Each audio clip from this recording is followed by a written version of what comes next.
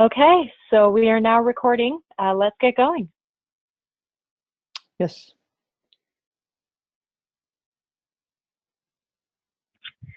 So, welcome and thank you for joining the Global Arctic Youth Network for this last seminar. The Global Arctic Youth Network is open to all who are interested in shaping the future of the Arctic. This current seminar is part of a series of presentations. This is actually the last in that series. These are all geared toward discussing key issues facing the Arctic and communities around the world as we prepare for the upcoming Arctic Youth Summit, which will be held this week in Rovaniemi, Finland. Hello, my name is Hillary Krieger. I currently live in Anchorage, Alaska. I have only lived in the Alaskan region for 2 years, but during that time I have gotten to see how people not just live, but thrive in the Arctic. However, I have also seen how the Arctic is changing and causing hardships. I've been told that minor changes, if everyone were to make these minor changes, could greatly slow that change. So that's why I'm here. I'm going to hand the vocals over to Juno, our Arctic Youth representative in Greenland. So Juno, take it over. Thank you, Hillary. My name is Juno, and I'm a representative for the Greenlandic group. I have just finished an international bachelor in humanities this summer, and just began or started on a master's in cross-cultural studies at Copenhagen University. That was a very short description of me, and I'll be talking a little bit about something that hasn't been touched upon that much in the other webinars. I'll be talking a little bit about the importance of language, especially indigenous language. Indigenous languages are, if people don't know, are very prone to, are very sensitive to the global development, where languages are dying off at a pretty alarming rate. So I'll be talking a little bit about how important the Greenlandic language is in relation to the very strong currents that are undergoing in the Arctic area. That was a short description, and I don't know if I should just begin, or if we have any other. Let me know if there's any kind of structure that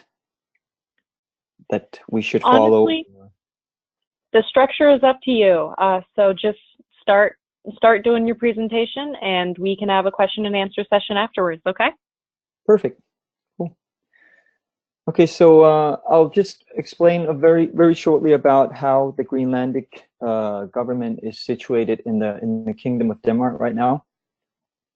We have what we call a self-rule government, and it's a government that are taking a lot of decisions by itself in a lot of areas, but we are still, as a Greenlandic government, under the Danish state. So there are some political areas that we haven't taken over yet, such as foreign affairs and law and police and military and stuff like that in a broader perspective. But the Greenlandic self-rule government is, compared to a lot of other post-colonial countries, is very much a kind of a leading star, because we've accomplished a lot of things as a post-colonial country, and the self-rule government is one further step towards independence that the majority of the Greenlandic people are seeking in the future. So in terms of the importance of language, what I want to address and emphasize is the situation of the Greenlandic language today in Greenland and in Greenlandic society. As a short introduction to this whole sphere of how languages, how the situation of languages are in the world. Right now, there are around 7,000 languages in the world, and researchers have said that half of these 7,000 languages will be extinct by the end of the 21st century. And one theorist or a professor from Finland has actually said that around 90% of these 7,000 languages will be dead or extinct in 100 years. So the situation is looking kind of dire in terms of linguistic diversity. And this researcher, Tuovis Kudnapkangas from Finland, has done some research with another researcher whose name is Robert Philipson, where they've researched how language and linguistic diversity actually correlates with biodiversity, because there's a lot of research in how language and how language and culture are interlinked, and how culture in a broader sense affects how we live in the world. And as we all know, all these indigenous people all around the world who have had a whole nother culture before colonization took place, it has a lot to do with how you actually live in the world, in nature, in harmony with the environment and all this. So the link between linguistic diversity and biodiversity is actually a very, very important one, and that a lot of research is still being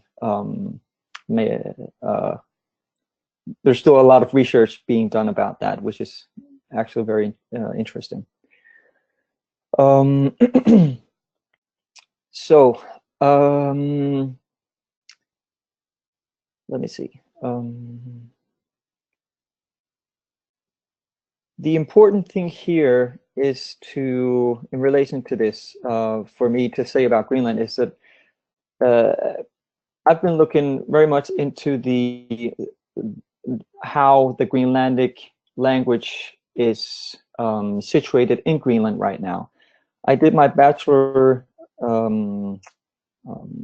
project about the relationship between the Greenlandic and the Danish language in Greenland. And the fact of the matter is that in Greenland right now, Danish is a kind of hegemonic language which is very dominating in public administration and in business. So what I've been looking into is how we can address this power relation between the Greenlandic and the Danish language, Danish being the old colony language, the colonizers' language, and how this power relation is affecting Greenlandic people or Inuit indigenous people moving forward in their own society. So what I found was that the Danish language is very dominant in public administration and business, and that kind of how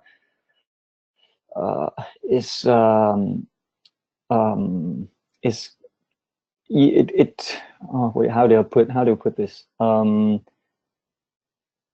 The Greenlandic language has not been prioritized because a lot of Danish people, when the industrialization of Greenland was introduced, was dominated by a lot of Danish people. So as a natural effect, Danish language became the language that was used in public administration and business. So that poses a problem, because if we're going to be dealing with this dying off of languages worldwide, of these small languages, we're going to be needing to address this issue in a very serious manner, and kind of start initiatives to prevent languages like Greenlandic dying. This is both as a step in the decolonization process. As we see right now, a lot of Greenlandic people aren't able to take a higher education because they don't have enough fluency in Danish. And that's a problem, because most of the people in Greenland who are very fluent in Danish are centered in Nuuk, which is the capital. And that city is also the city in Greenland which has the most Danish people and the heaviest concentration of Danish leaders in public administration. So the first step, I would say, and a lot of this research that I've been doing in this process, is that we need to be doing much more work in Greenland, promoting and forwarding education in Greenlandic, so that Greenlandic people who aren't fluent enough in Danish can actually have an education in Greenland without having to move to Denmark, where a lot of Greenlandic students usually either fall off the studies because it's such a big cultural shock to them, and being so far away from family. And the other the bad consequence of people moving away from Greenland is that if you take a higher education in Denmark as a Greenlandic student, you most often end up being in Denmark for many years, resulting in maybe finding a girlfriend and actually setting roots in Denmark. So it's kind of what you could call a brain drain from Greenland, where the people with the resources and the ability to take a higher education most often don't come back to Greenland, and that is a huge problem for Greenland's future. So the areas to work on in the process of improving Greenlandic and improving its status, and making sure that it doesn't die off like half of these 7,000 languages that are predicted to die within 100 years, is to make sure that Greenlandic is prioritized in both education and in business, Greenlandic business life, and in the public administration. Yeah. So that was my main presentation. I don't know if we should move on to some questions or. Well, sure. So, I mean, I guess my main question is, how many people speak Greenlandic as compared to Danish in Greenland? Well, there are the latest numbers. There's been numbers that show different results, like the research that's been done in that area were around 75 to 80. How much is that? It all depends on when you say how many people speak Greenlandic, it also depends on how fluent, like when you ask how many, I could then ask, when you say, do you mean like really fluent as in speaking really well Greenlandic, or are you also talking about the bilinguals who can use Greenlandic in everyday as everyday use, but are not fluent enough to, for example, engage in a political debate? Well, you were talking about how there's a brain drain on Greenland because people will end up moving to Denmark, which honestly, that doesn't make a whole lot of sense to me. Do people move to Denmark because that's where people speak Greenlandic? Can you explain a bit more about that? And if you wouldn't mind, also just about how many people are fluent in Greenlandic. Yes. So roughly around 70%, 75 to 80% speak Greenlandic in Greenland, and Mhm. out of those, there's around 20%. These are rough numbers. I'm just out loud. Between 20 and 30 are bilingual, so they both speak Greenlandic and Danish. And then you have a minority who are only Danish speaking and know very, very little Greenlandic, around 10%, 10 to 15%. Okay. And it might have sounded confusing when I said the stuff about moving to Denmark before, but what I mean is that a lot of the young people who went to gymnasiums, which is kind of the same as high school in the States, in Greenland, they are very fluent in Danish. So a big chunk of these young people who are in high school in Greenland are the ones that have the resources to have actually to have become fluent in Danish, and those are typically the young people who are, you know, on the highest end of the social ladder, or how you might say that. So what happens is that a lot of these people, young people who are very fluent in Danish and actually went through high school and then has to take a higher education to university, a lot of them go to Denmark because a lot of the higher educations are to be found in Denmark. And when they do move here, a very big chunk of them actually end up staying in Denmark and don't come back to Greenland, meaning that in Greenland we are in need of all these young people that we should be getting back to Greenland to kind of move the Greenlandic society forward. So basically what you're saying is the fact of the matter is that these people are leaving Greenland because there is no higher education in Greenland.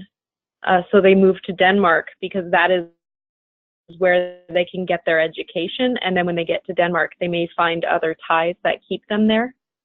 Yes, exactly. So what I'm advocating for, decisions have been made in Greenland to prioritize Greenlandic in preschool, elementary school, and middle school. But there hasn't been the same prioritizing of Greenlandic in high schools, and because there aren't a lot of higher educations in Greenland. There is a university, and you can take certain bachelor degrees and master's degrees, but there's a limitation on how many master's programs and bachelor programs there are compared to Denmark. And what we do need still is for the Greenlandic speaking part of the youth in Greenland to actually go beyond the elementary school level and go to a high school, and then also at university level, to be able to take bachelor degrees and master's degrees in Greenlandic. And that's what's missing, and that's what needs to be addressed in the future if we are to prevent the Greenlandic language from dying. So ultimately, these people are moving to Denmark where they're learning Danish and learning classes in Danish, and these classes need to be taught also in Greenlandic? No, I think might have maybe not made myself clear. In Denmark, you can only take education in Danish, and a lot of the literature is also in English. So Danish and English are the languages that are used in Denmark.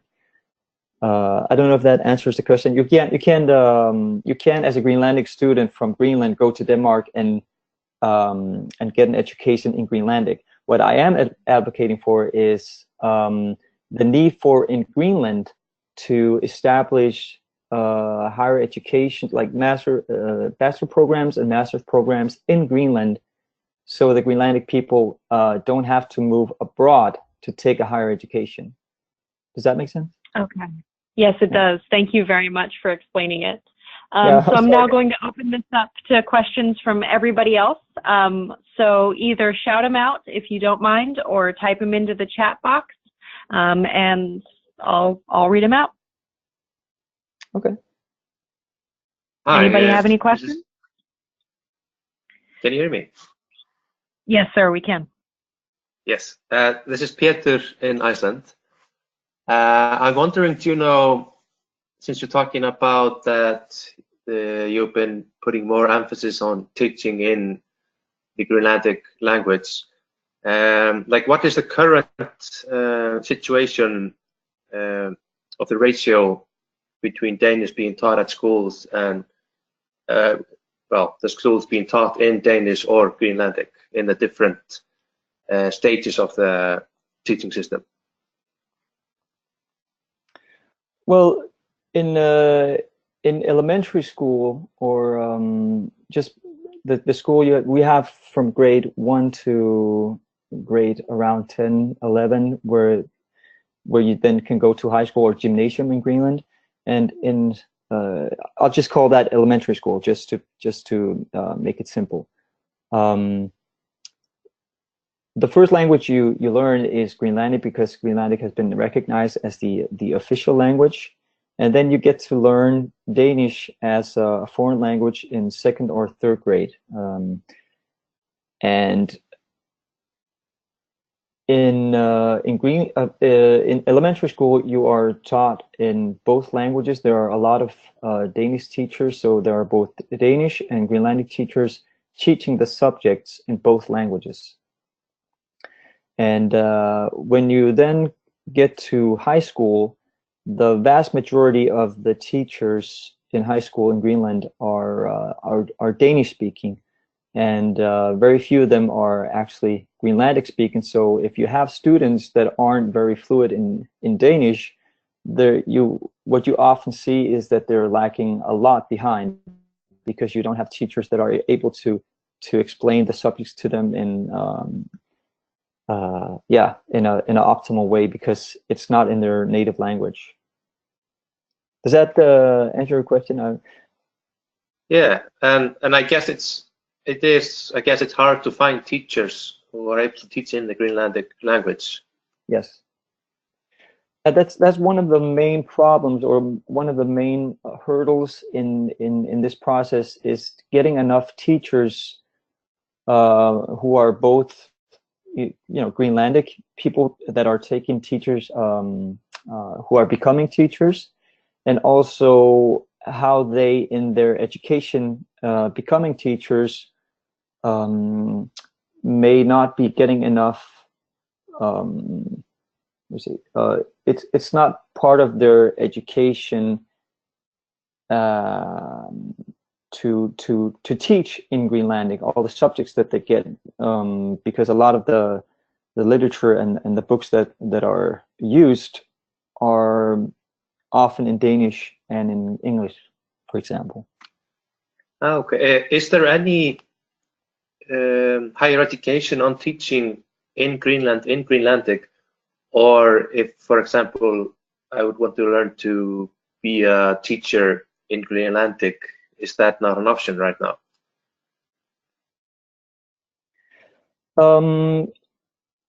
I'm not into the specifics about the education for the education for teacher, so I can't really answer that. Okay.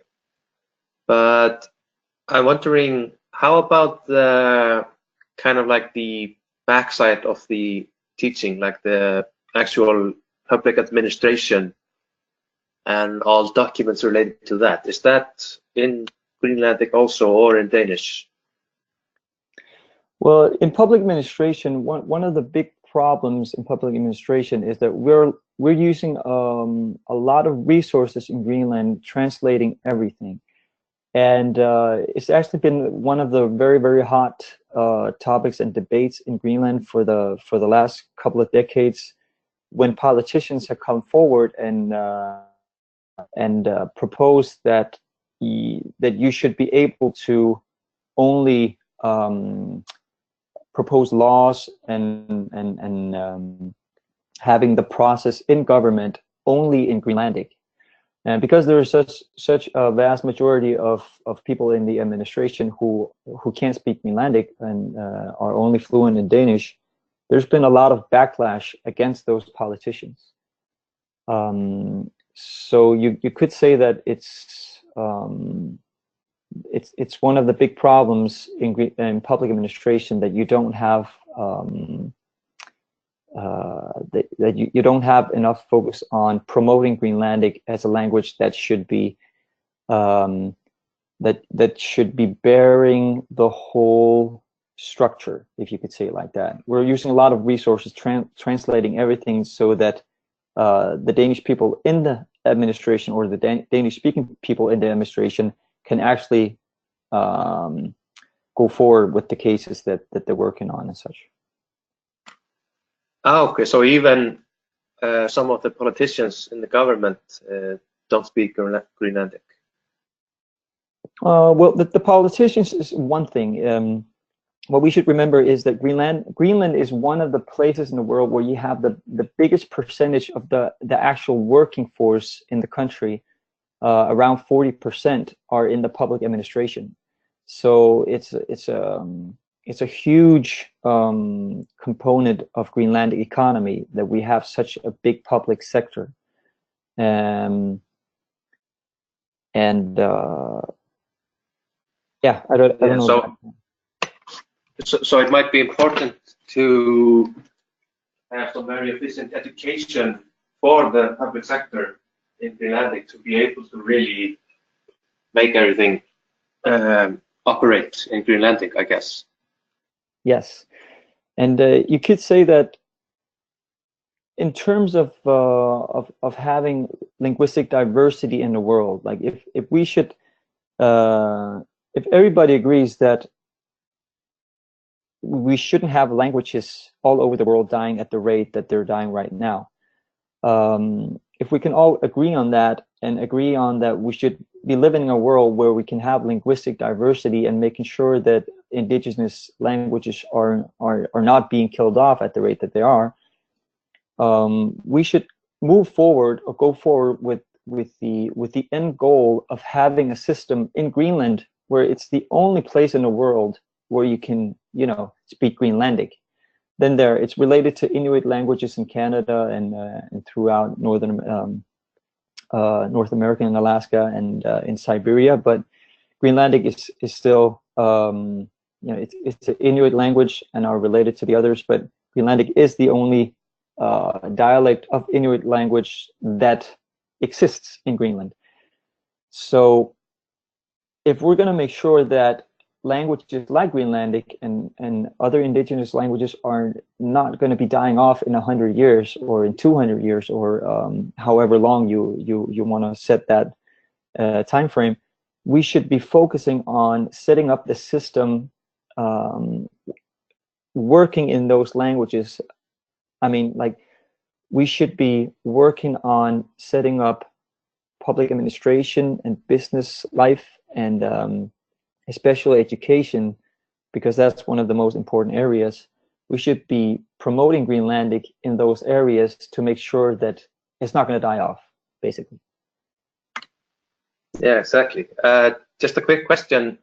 Yeah. You talk about the Greenlandic dialect of the Inuit language. How diverse is it within itself, and how easy is it to communicate with the other dialects? Yeah, well, if you go to northern Greenland, because it's such a big geographic space, that there are big differences in the dialects, but almost everyone on the west coast of Greenland can understand each other. We just have different accents and stuff like that, and there might be words that are different in the north of Greenland compared to south of Greenland, but in the big picture we can speak together in where we can understand each other. One big difference is in East Greenland. East Greenlandic is actually has actually been not targeted. What do you say? Has been recognized by UNESCO to be one of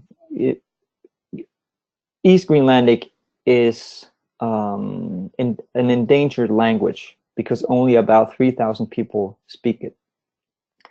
And that's one of the dialects in Greenland that are least understandable from a West Greenlandic perspective. I have a hard time understanding when people from East Greenland speak East Greenlandic to me. There's yeah, so it's very different. That dialect, that specific dialect in East Greenland is very hard for Greenlanders from West Greenland to understand. Okay, yeah. So would it maybe be possible or impossible to have the same public administration language? Well, if we're speaking about East Greenland and West Greenland, the way it's set up right now, it does work because people from East Greenland who has an education or are working within the system, they do know how to speak West Greenlandic because they're, you know, they have to be able to speak it and can communicate with people from West Greenland. So as it is right now, it's working, but I personally do think that we should be doing a lot more to make sure that the East Greenlandic dialect is also being protected and promoted as a dialect that's what do you say, that should survive. Yeah, I guess it's a bit of a challenge, even if you were able to really enforce Greenlandic in the public administration, then you would have this added complexity of the East and West. Yes, exactly. Yeah, and that's something that we should definitely be very aware about in the future. Yeah, definitely. What are the current plans? Like you mentioned that there have been some debates about whether really enforcing this or not. Like, what is the current situation in the government of taking what actions towards this? Yeah, well, the thing is that in 2010 they actually passed a law in government where they where it was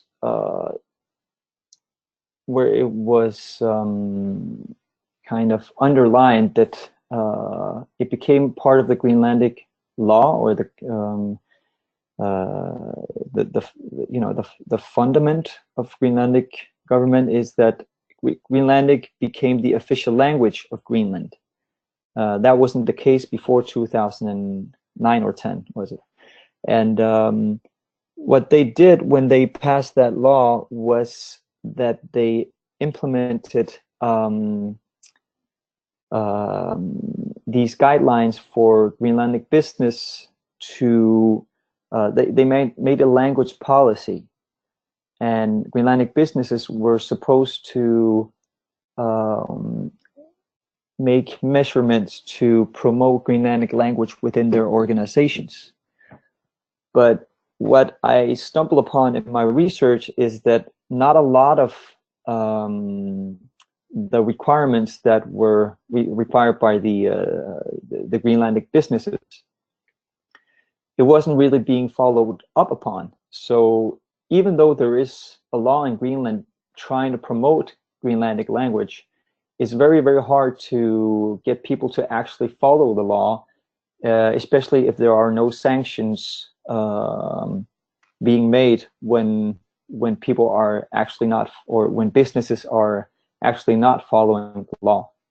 So that's one of the big problems that we need to be addressing in Greenland, because the law is there to protect the Greenlandic language and to promote the Greenlandic language because of the reasons that I've outlined so far.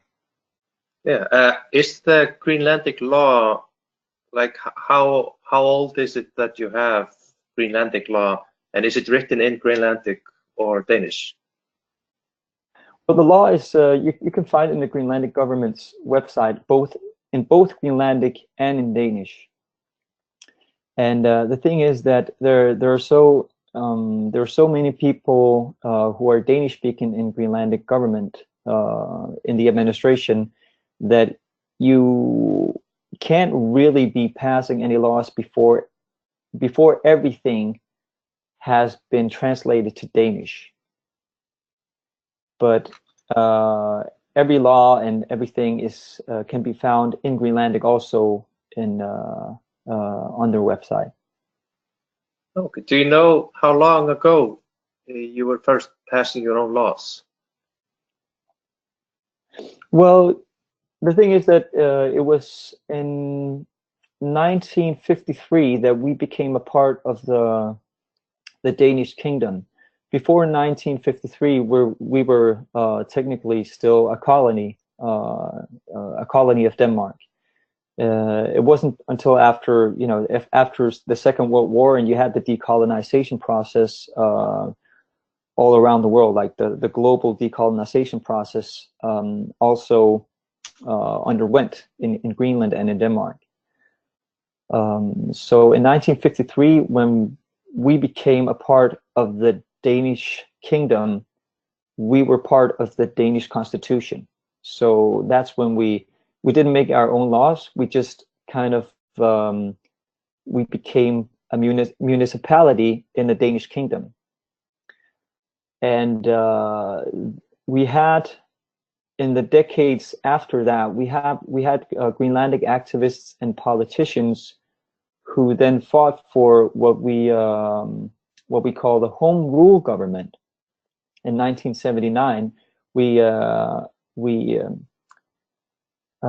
got home rule government where we could pass our own local laws in certain political areas, but we are still part of the the Danish kingdom, meaning that we don't have our own constitution.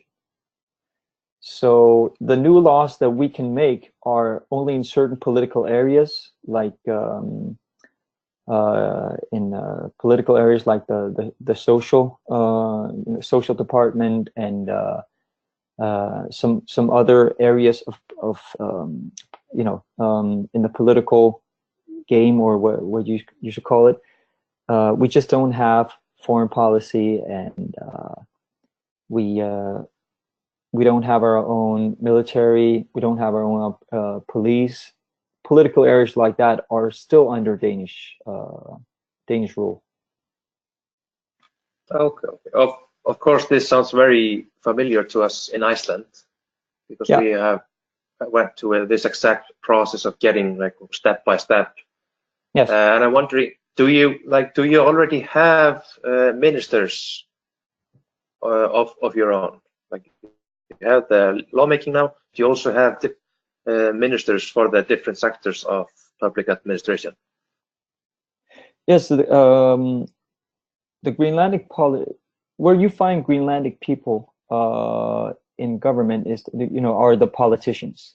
So you have a lot of politicians sitting as ministers in Greenlandic government, but it's when you go like a step surface and see the whole public administration, people who are sitting in offices under the ministers, there's a whole apparatus that is very, very huge, and that's where all the big chunk of Danish speaking and Danish people from Denmark who moved to Greenland to take positions in public administration, that's where they are sitting. But we do have Greenlandic ministers. Okay, so basically, technically you have a big part of what you need, but in practice, you really need more Greenlandic education for the public administration sector, as well as, well, including the teaching. Yes, exactly. And one of the very, very hot topics that's been debated in Greenland is also this this element of what you could call, this is something that I also researched for my bachelor project, is this phenomenon of the hiring process in the public administration or in Greenlandic business life. Because what you most often see is that if you, for example, have the vast majority of leaders in leadership positions in public administration that are possessed by Danish individuals who are only fluent in Danish, what most often happens is that when hiring processes begin, they begin to have a tendency to favor people who are most fluent in Danish, and that are this is research that's being done. So it's there are different theories about why people tend to hire people who are most like themselves, and that has a lot to do with the ability to be able to communicate. If you are a Danish leader who are only fluent in Danish, you have a tendency to hire people who are also fluent in Danish, and maybe you'll have a lot of Greenlandic what do you call it? Greenlandic people who are educated, but might not have as good a CV or curriculum vitae as a Danish person, and because they don't speak very good Danish or are very fluent in Danish, they tend to be overlooked in hiring processes. So that's also one of the big problems that needs to be addressed in Greenlandic society, because it's very widespread, this phenomenon. And have there been established any guidelines to kind of tackle this? Yes, the language law that language policy that I was speaking about before, that was passed in 2010, had these what do you call it? Small I'm sorry, I forgot the what's the word for it? Yeah, the clauses in the law. There are certain clauses in the law that that's directed to Greenlandic business life and public administration, telling the people who are in leadership positions, who are in charge of hiring, that they should be focusing on actually hiring people who are fluent in Greenlandic and are able to it's always a plus if you know both Greenlandic, Danish and English, but it should be prioritized more that the applicants or people who are searching for the job, the ones that should be prioritized are people who are also fluent in Greenlandic. And the sad reality is that a lot of times when these hiring process begin, this principle or this clause in the law is not being followed as rigorously as it should be, if that makes sense. Yeah, definitely. And we basically have the same phenomena in Iceland, but instead of language, it's kind of related to which region of the country. And because of cost efficiency, a lot of public administration has been moving to the capital. But then, of course, that's weakening the other regions. So we've kind of had the same thing, trying to keep administration in different parts of the country and not having those towns really even stop existing. Yeah. Okay. Yeah, that makes sense. We kind of see the same phenomenon in Greenland, because this is also one very hot topic in Greenlandic politics, is the issue of whether we should be keeping the small towns and these small towns around along the coast of Greenland that don't have many inhabitants. There's this issue about whether we should actually be having them, or we should be focusing on centralizing, as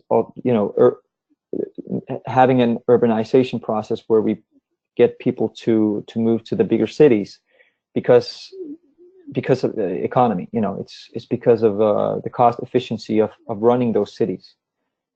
So sometimes you see that decisions are being made that plays well into that, into that whole issue, where a decision was made, for example, to move a specific school to one of the smaller cities than in the capital, and there was a lot of political outcry because of that decision. So it's a very hot topic in Greenland also. Yeah, definitely, and the same here. And fortunately, we have a pretty strong culture of sustaining the towns around the country, but because of the practical reasons, it can be very hard. I'm wondering, like, has the Danish government dedicated any effort or resources into facilitating this, or are you kind of on your own trying to, like, bring the Greenlandic language to the proper status? Well, the thing is that when we are making laws in Greenland about these issues, that's actually the political areas that we are in charge of. So the Danish government doesn't really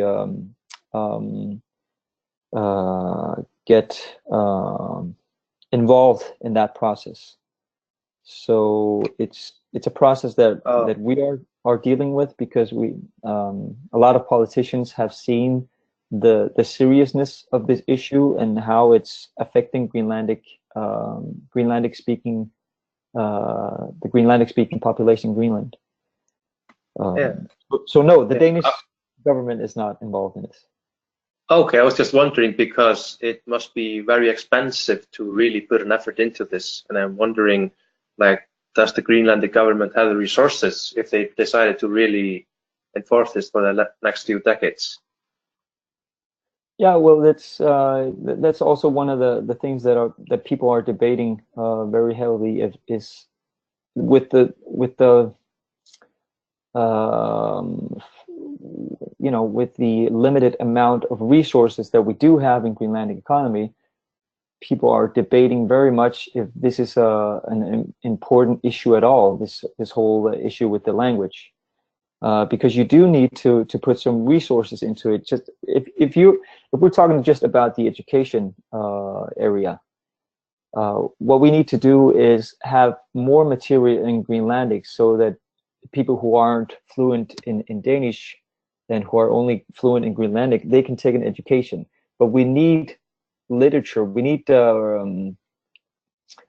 resources to actually establish Greenlandic material, so that it can be used in, for example, education. So it's being debated very heavily, if you know, with some people saying that there are a lot of other issues that's more important, and that we should be using our resources for those instead.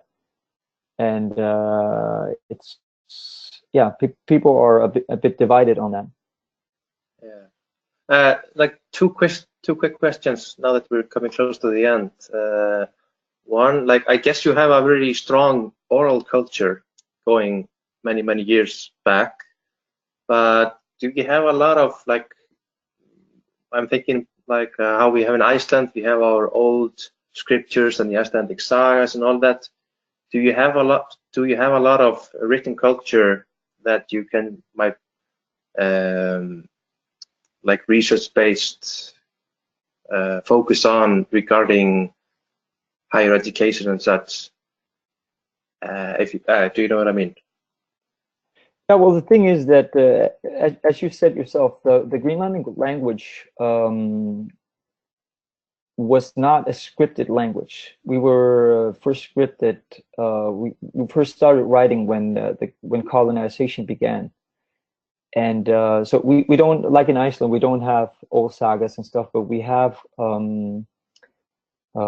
we had an oral culture. Like, our language was not scripted, so we have a lot of, you know, Greenlandic, what the West has called mythology, but to Greenlandic people, is just part of Greenlandic culture, because that was what was being passed on orally from generation to generation. And a lot of those a lot of those stories that we do have from old Greenlandic mythology, they've been written down through colonization, when Danish missionaries and Danish people in Greenland, they actually wrote down what they heard Greenlandic people talking about when they were passing over their, the stories. Okay. Were they written in Greenlandic or Danish, or how was it mostly done? Well, the thing is that if you go back 100 years and before that, a lot of the Danish people who went to Greenland, some of them actually learned Greenlandic language. So some of them wrote down some of this material in Greenlandic. So you can find material that from back then that's both that was written both in Greenlandic and in Danish. Okay. And well, a different question, like, what do you think are the main things that youth in Greenland and or youth globally can do to really facilitate this process of like really implementing the Greenlandic language in the administration and to preserve it? Well, first of all, I think what needs to be done first and foremost is having a debate and a discussion about the status of the language. The thing is that in most post-colonial countries where you have indigenous languages, what happens oftentimes is that what you see is that the languages, indigenous languages, in terms of the power relation between the indigenous language and the old the colonizers' language, you see a big what do you say? There's a misbalance in the power relation, so that the indigenous language oftentimes becomes the lower status language.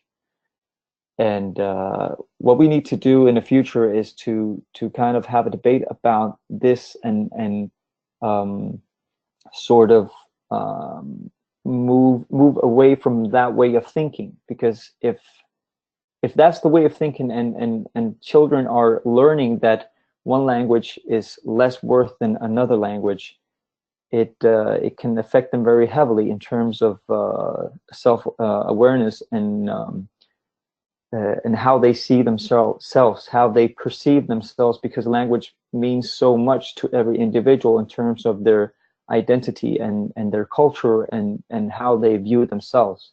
So in a very broad perspective, what there needs to be done is raising awareness about how important language is, and having like promoting a positive story about one's own language, these indigenous languages. And that's very much something that I think we need in Greenland. Yeah, exactly, because it's not enough to just teach a language. It has to become like an essential part of your image. Exactly. For the culture as a whole.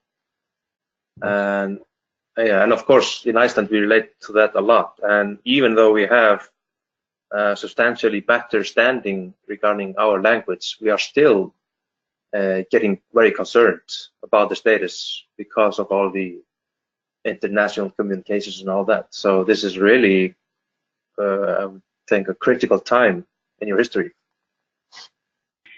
Yeah, the most exact definitely. same thing in Alaska. A lot of the languages up here are disappearing.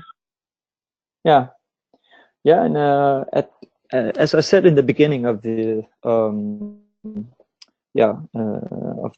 the program or the webinar, is that you have a very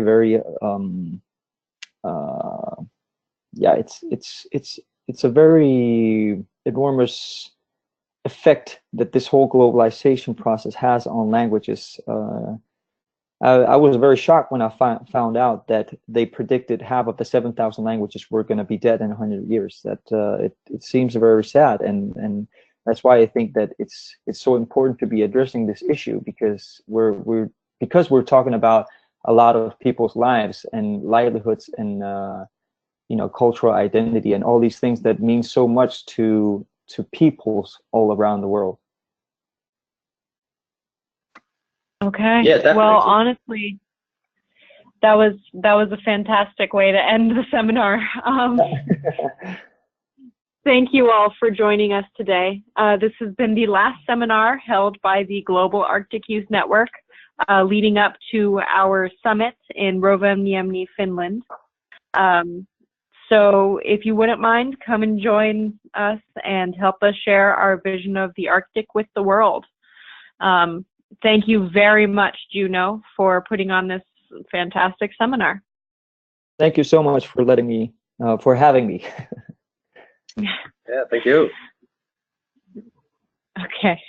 All right. I look forward to seeing everyone at the summit, and yeah, I wish you all a very, very nice evening. Yeah, it's less than a week. Yeah. Can't wait to see you all. All right. Well, bye-bye. Goodbye. Thank you. Bye.